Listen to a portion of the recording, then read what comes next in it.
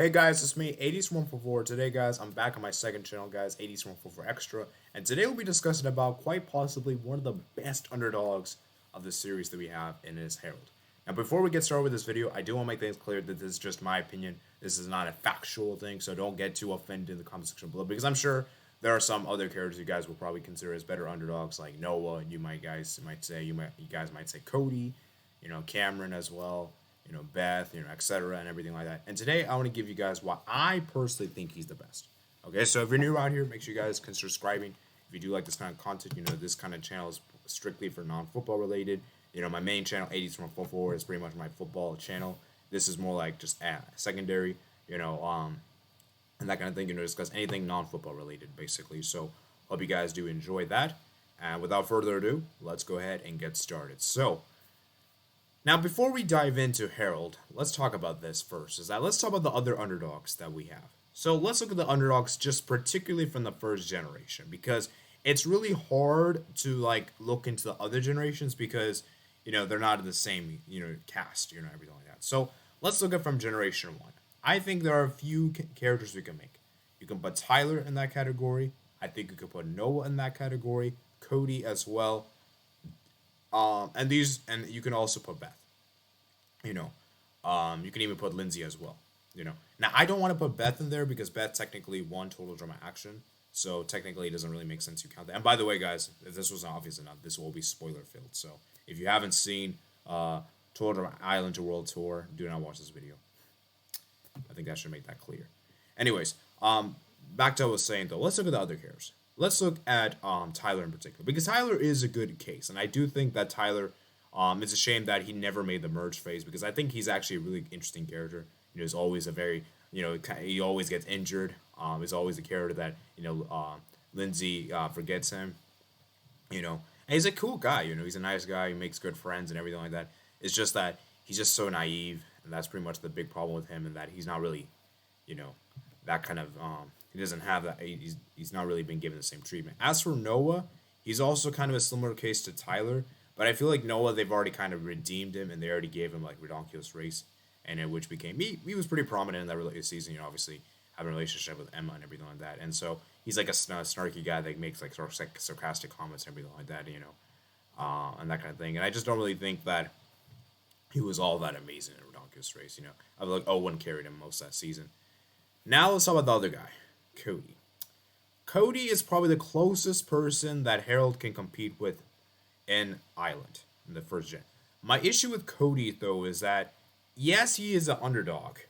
Yes, he did make third place, but if we're being really honest here, guys, he got third place primarily because of the fact that he was never really considered as a threat.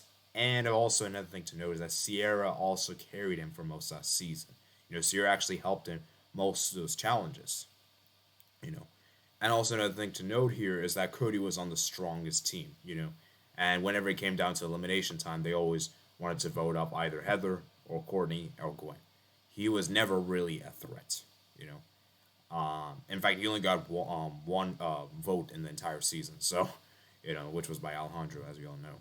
So, it's going to be interesting. It's interesting in that sense that obviously Cody's a nice guy and everything. And even another thing to note here is that he never really helped his team when winning the challenge. There's only one instance I can think of where he actually helped his team win a challenge, which was obviously the Japan challenge, the challenge of Japan, I believe, in World Tour. I think it was the third episode, if I'm not mistaken, in which he and Sierra helped them win the challenge. But even still, it wasn't all him. Sierra had to help him as well. So, I do think Cody is a good underdog. Like I said, I like how he is, but for me, in terms of best, he's not best. Harold is clearly the best, in my opinion. Let's go ahead and now talk about Harold. The reason why Harold, for me, is my favorite character of the first generation is because me and him were practically similar. We're pretty much the same. He's pretty much the closest character that there is in the game in the series to me. And that's the thing I like about Harold is that he relishes being the underdogs. He likes being the underdog. He likes his skills. He isn't afraid of it. He doesn't care what other people think. And that's what an underdog should be like. An underdog should be someone that doesn't really care what other people think and just does whatever he wants best. And I love the way his skills. I love his one quote. Some of the quotes he has is brilliant. He's very funny as well. He's also really good in some of the. He's also really skillful as well. He has a lot of skills that is actually helpful for the team. And I just think overall, He's a very good player. I mean, look at this image right here, guys. He helped his team win the dodgeball challenge because everyone doubted him. Everyone doubted him. Nobody had any belief in him, you know, and he had to win it because if he didn't win this challenge, Screaming Gophers would have won 3 challenges in a row, and it could have been really, really bad, you know. And you look at the next image right here, right? Let me see if we can show you the next image. Harold won the beatboxing thing, you know, the talent show challenge. He won the back-to-back challenges. Even still, even with even with him helping his team on back-to-back occasions, he still doesn't garner the respect. And yet again, Duncan continue to make his life miserable by putting so many pranks on him. And obviously, you know, it's kind of somewhat justified because you know he was not, you know, he obviously did a lot of weird stuff, you know, with this whole underwear thing and everything like that. And I could kind of understand.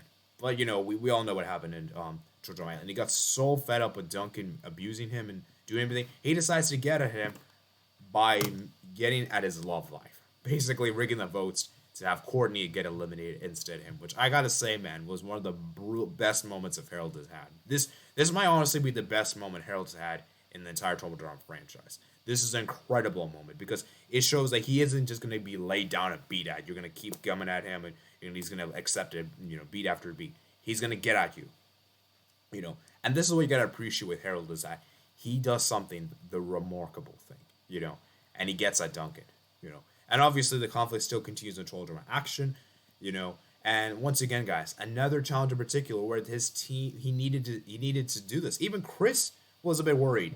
Remember the challenge, the underwater challenge? Even Chris was a bit concerned because he knew that if he had the contestants be underwater, he could have lose a lot of raids. He could get sued, and he saved everyone by knowing how to deactivate the code thing, and it was incredible, man, absolutely incredible. The fact that he saved his team, not only his team, he also saved the other team as well, if I'm not mistaken. And I just think for me that's a brilliant move.